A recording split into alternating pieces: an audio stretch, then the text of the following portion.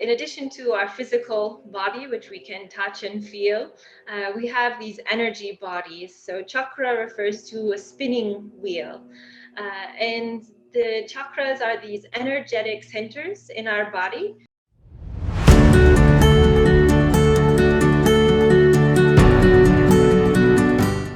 Hello, everyone. My name is Asim Gul, and I'm an integrative nutrition health coach. I welcome you all again to Back to Basics, a place where we focus on the power of basic lifestyle changes to heal ourselves. I would like to thank all of you for the continuous support that you have been extending to help me create a ripple effect of something so crucial for all of us. For new visitors on my YouTube channel, please do me a small favor. Share these videos with as many people as you can and know that there are millions of people who need to hear all this. Talking about today's topic, it's for all of those who are looking to strengthen their alignment, flexibility, and coordination. We've already done a session on yoga with Simran Duhai from India, but this one is going to be different. We want to reinstate the mind-body connection that you can have with yoga, and going to focus on the benefits that yoga has for strengthening the musculoskeletal system. We have with us Hannah Rusch. She began practicing yoga as a child with her grandmother, who was using yoga to manage her rheumatoid arthritis. Hannah continued practicing yoga ever since. In 2014, a friend requested that Hannah lead her family in yoga each week. And this was Hannah's first experience leading yoga, which encouraged her to pursue a 200-hour registered yoga teacher training in Costa Rica. After that, Hannah has taught community yoga classes incorporating asana, breath work, and mantra in Costa Rica and Minneapolis. And she also taught virtually during the COVID-19 era, where we all were looking for something positive out there. She continues to pursue continuous education in yoga asana and enjoys cooking Ayurvedic recipes. She's practicing daily mindfulness and meditation as well. Currently, Hannah is a full-time graduate student of agronomy and agroecology at the University of Florida in the United States. Thank you, Hannah, for taking our time and joining me on this podcast. It's my pleasure, Asim. Thank you for inviting me.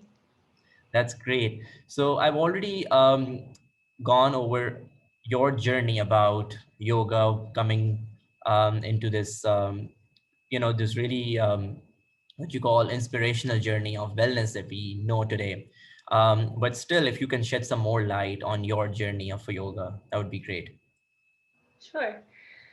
So I think that I can say my journey has been a journey of maturation. So I began yoga as a child, and my mother taught aerobics, and I was a very active child. I started running every day when I was 10 years old and swimming and just basically being very active. And yoga was something that I enjoyed because I was pretty flexible. So I liked the stretching, and because I was a runner, this helps to keep my muscles supple and flexible in spite of all of the pounding and repetitive motion that I was doing while I was running. So yoga practice came in as kind of a balancing act to balance the So running that I what was. age, how old were you when you actually started doing yoga for the first time? I must have been about 10 also. Yeah, maybe 10. younger actually. Wow, that's pretty good. And you were a runner as when you were 10? Yes, yeah, I had a lot of energy, and my mother really needed me to leave her alone so she could get work done. So she sent me outside, and I just started running through the neighborhoods, and I really enjoyed it. But I also knew because my mother and my grandmother taught me the value of stretching and of keeping your muscles not only toned and strong, but also flexible, and the importance that this has on the longevity of your performance as an athlete. So you talked about your grandmother. She had rheumatoid arthritis and she was using or doing yoga to manage it. How did it work for her? When did she start and till what age was she doing it and how did it work for her? Yes, she developed rheumatoid arthritis after my grandfather passed away, and this is in my perception, somewhat of a physical manifestation of her grieving.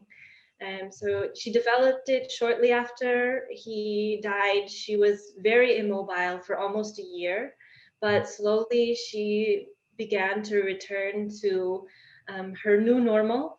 And yoga was part of the therapy that she was doing. And I spent every weekend with my grandmother while I was growing up. And so when I would be there to visit, she would put in a video that she had, a VHS tape, and we would sit in the living room and stretch on the floor. And I recognized that it was good for her. And like I said, I felt I was flexible as a child, so I really enjoyed flopping in different postures as a child.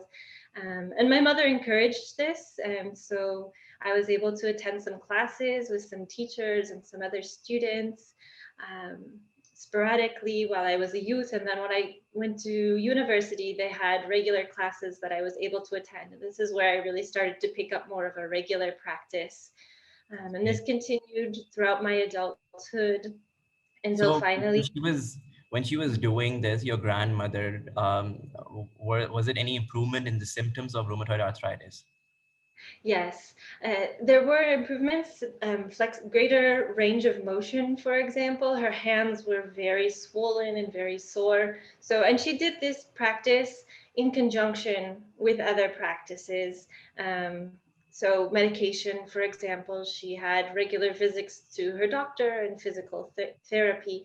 But yes, the yoga was effective for expanding her range of motion, and allowing her to regain some strength because she had been immobilized quite heavily after the passing of my grandfather. So certainly it was part of a holistic treatment that she That's engaged true. in that led to her recovery. And I think how you said it actually helped her sort of recover both mentally and physically.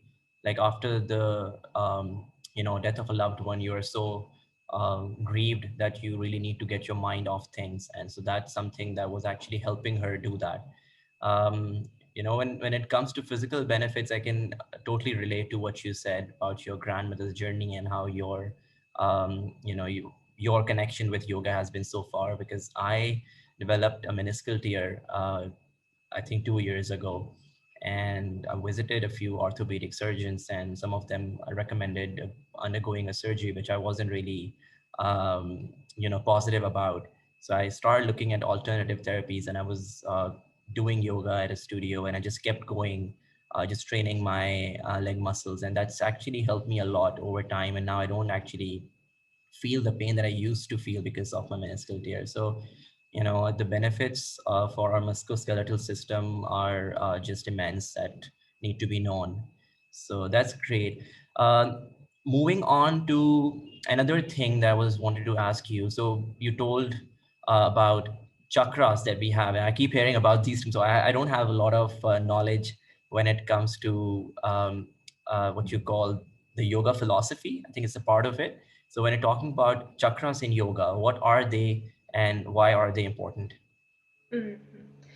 Yes, so the chakras in yoga refer to the subtle body.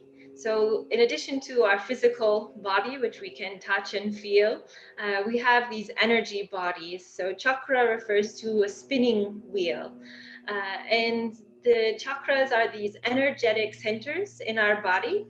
They align along the center line or the spine. There are 7 in total. They start from the bottom and move up, and these have different names. Each of the chakra has different names. There are different elements associated with the chakras, different emotions, parts of the bodies. Um, so it's So an what's the energetic. most, can we say in any of these chakras is the most important? Oh, I think that finding balance and aligning the chakras would be important. So there may be one chakra that you might want to focus on in a yoga practice. For example, maybe you're feeling very emotionally closed off from the world, and you want to practice opening up, feeling more compassion, for example. So you might decide to incorporate some yoga asana postures that focus on heart opening, for example. All And right. so this is a way that you could intentionally direct your attention towards this certain region of your body where maybe you feel some tightness or some lack of energy flow. So aligning the chakras helps with this flow of energy Which is through your also whole called, body and your does it have to subtle. do with the flow of energy, which in Chinese medicine we call it qi? Does it have to also relates to that, right? So I mean, the two sciences are different when it comes to Chinese medicine, and this has to do something more on the Ayurvedic and the Indian medicine, I guess. Um, so, but they have the similar concepts of, like, flow of energy. That's Mhm. what I keep hearing from people practicing qigong and tai chi regularly. Yeah. So anyway, so you said if you're talking about doing any asanas for a heart opening, we need to focus on that particular chakra in our body, which is going to really help us in that part of the body, right? Mhm. Yeah, yeah. And it could be other places. Maybe you sit a lot in a sedentary lifestyle at your desk or watching TV. And so maybe you have a lot of tension in your hips. So you might choose to focus on some hip opening stretches. We hold a lot of emotions in our hips too. So maybe you're feeling very upset or sad or something. And doing some stretches here can help not only to open up your physical body, the hips, this region, but also to open up that energy, to release that energy. So instead of holding it inside and allowing that tension to build up, you can release it, allow that energy to flow so that the energy can serve you. When it's stagnant, it's not serving us very well. And That's so, great. yeah, doing these practices can help to keep that flow going so Awesome. you can So going. continue to be dynamic. So is there any chakra on our face or on the head region as well? Yes, yes. So there are seven, and they start with the root chakra, which is like by your sit bone or the bottoms of the feet. And then there's the sacral chakra, which is below your belly button. Okay. There's the solar plexus, which is in your abdomen, and then the heart, the throat. Okay. And then there's the third eye and the crown of the head. All So these are right. the What is this throat chakra for? If I want to know, what is this for? Yeah, this one is kind of intuitive, I think. This one's communication. So It's, this is where it's vibration comes from. Yeah, this one I feel is quite intuitive. And here there are certain postures where you can create space in the throat. There are mantras that you could do in order to create some vibration in the throat, for example. So So for the example, like if you're doing yoga and you're moving your gaze up towards the ceiling, is that when you are activating your this throat chakra? When you are yeah, literally, like, moving your gaze towards the ceiling, is that what you're saying? that would be an opening. Yes. All right. Okay. I'm just trying to ask you as much as I could because, I've been doing yoga for quite some time and doing all of these asanas.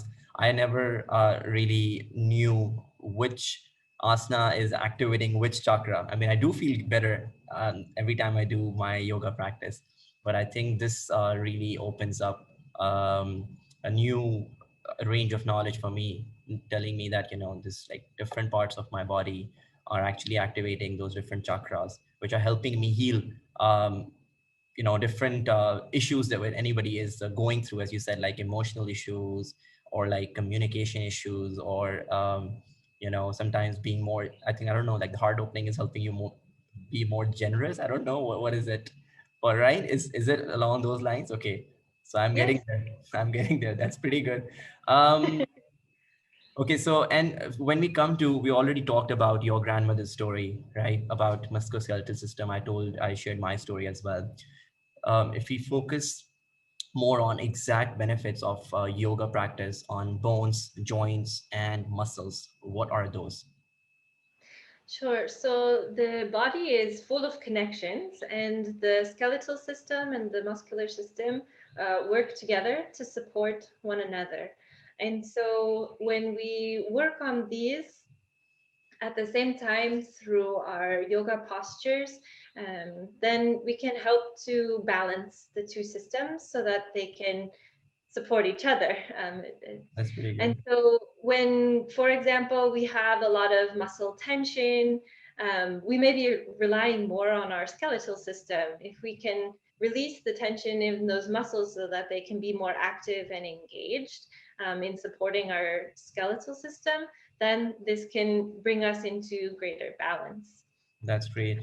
So if you were to focus just on, like, a lot of people are actually facing joint pains, and most of them in their, knee pain, I would say the knee joint, primarily because of obesity and overweight issues that people have, right? So what are the few exercises that you would recommend people should do? Uh, People can definitely, I mean, the ones who are watching them would know the names of those few asanas, so we can actually talk about which ones would you recommend in that Mhm. case.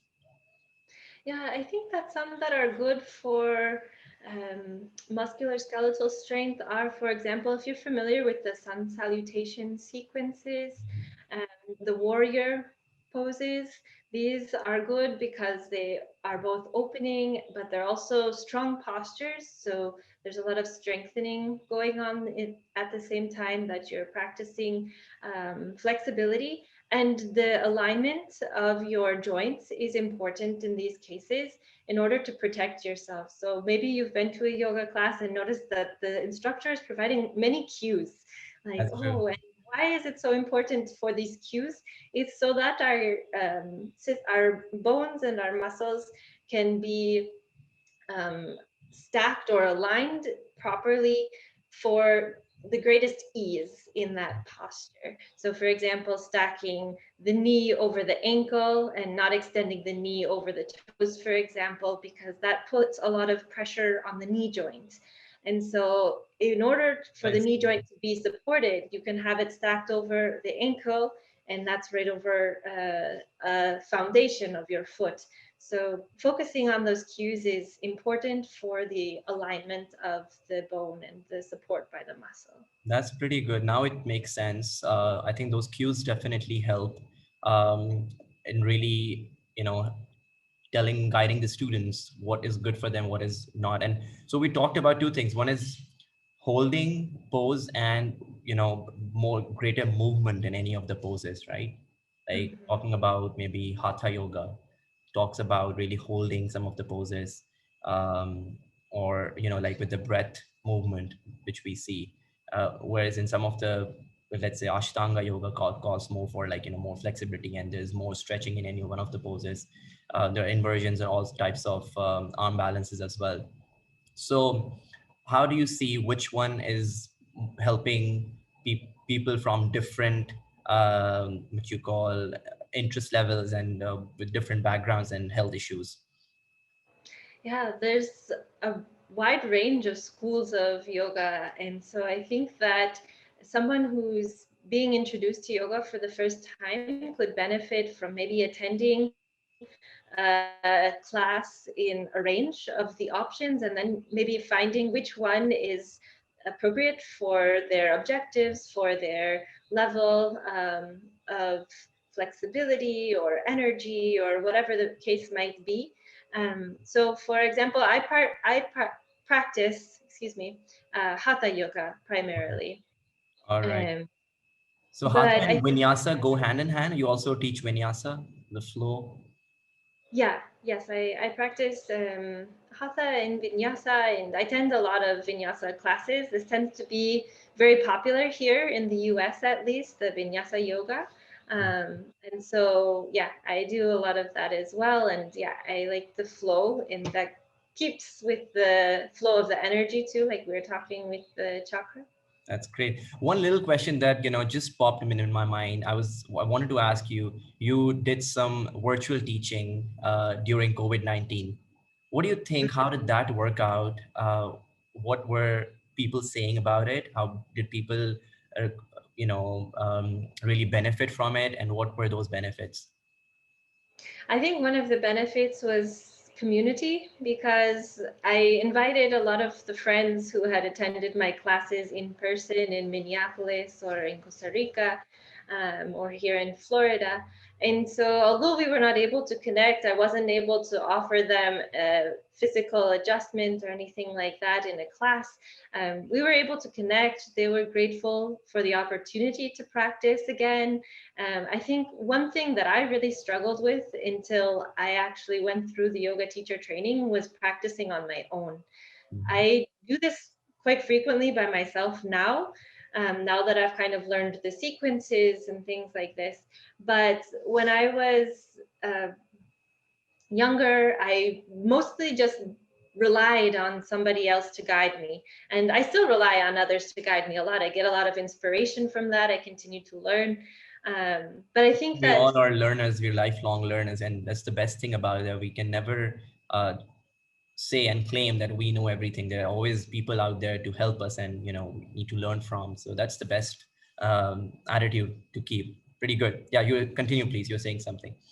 yeah, I just think that the community was an important thing to continue. Safety was definitely on my mind when I decided to post some videos.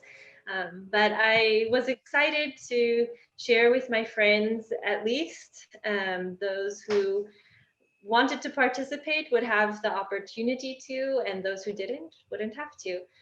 But I was going to be practicing yoga anyway, so it was something that I could share with others. And yeah, I definitely got comments that it was appreciated and people logged in and joined. So I think not that's an amazing way to actually add something to your own practice. When you start teaching someone, you end up doing it yourself. I think I've lived by that example. A lot of things, when you do something and you teach someone, it can be anything. Even if you are not a pro at it, as you start teaching, you just learn over time, and with that experience, it just keeps building up. So our last question for today centers more around your interest for Ayurvedic recipes, right? So you do have some interest in Ayurveda. How did that come about? What is its link to yoga, going back in some history? When I did my yoga teacher training, we had a presentation on Ayurveda, and I was very interested in that presentation. And we all had to do a final project for our program. And so I chose to focus on Ayurveda. So I bought some cookbooks for beginners, and that's very easy to do. They give you basic recipes, basic grocery list of items that you need to buy, and just basic guidelines and discussion of, well, what is Ayurveda? Why do we care about it? But I was very interested in it for the balance that it offers too. So each of us has a constitution, as it's called in Ayurveda. There are three Like a constitutions. dosha, what you call doshas, right? Yes, Yes. exactly. Yes, Okay. the doshas. So I was very interested in how I could complement my yoga practice in asana and breath work and meditation, also with my diet. This is something I do daily, multiple times a day. And so aligning it with my yoga practice just felt like an additional step that I could take towards holistic wellness. So Which yes, dosha do you think do you fall in? Did you? I've actually been to two Ayurvedic practitioners, and they both agreed that I am tridoshic. So I have all three doshas represented within me, but my primary dosha is Pitta, which is fire. This is energetic, um, and I can identify with that. So yeah, obviously, so that's how it works. Like one of the three doshas is more dominant in you, and that's what you call the primary doshas. But the other two can also be a part of your personality, which can be activated at some points. That's how it works, right? That's great. So how is that? Yes, Are you yes. what? Season time. Yeah. So what recipes are you making these days, Anna? Well, I was getting very tired of my breakfast. It was becoming very dull. So I've been making some buckwheat pancakes recently. And this has cardamom and it has lime rind in it, milk, and a very important ingredient in the Ayurvedic recipes is ghee or clarified butter. Yeah. So that's something that I really like. Another is a recipe with coconut milk and chia seed and dried fruits, and it's like a jello, a bit like it's a So all of cold breakfast that I can just pull. that's it. So all these are actually in line with your Pitta dosha. Yeah, these I use them according to the season. So, for example, the one that I've just mentioned about the chia seed and the coconut, I usually use that in summer when it's very hot and I wake up and I don't want to eat anything that's already warm because I'm already warm and my dosha, my pitta dosha is activated by the heat, by the weather. So I try to eat something cooling in order to balance the heat. That's So that's a recipe that I'll pull out soon because it's already starting to warm up here in Florida. I have the ingredients in my pantry. But the buckwheat pancake, for example, I can eat that any time of year. Um, and there are other like lunch and dinner meals that I like to make as well with like mung beans and rice, and depending on which seasonings and vegetables I use. This is done according with the season. So in the winter, I might use more, and then in the spring, I would use something more like leafy greens or something that's fresh and young. I know that crops change and the seasons change everywhere, so this So based on the season, you make all these recipes, and that's how they serve you. That's great. So you already covered a lot of these things in detail, and think going to serve all the people who are watching this. Thank you, Hannah, once again for being a part of Back to Basics and really helping us understand more about the role it plays in overall health and wellness, and about alignment and musculoskeletal strength that we talked about. You're doing a great work, so keep it up, and definitely going to motivate, inspire millions of people out there. With the increasing incidence of muscle and bone degenerative diseases, it's important that we turn our attention towards this ancient art of healing being practiced by people all around the world with promising results. Um, Please share your comments and feedback. Until next time, take lots of care of yourself because you matter.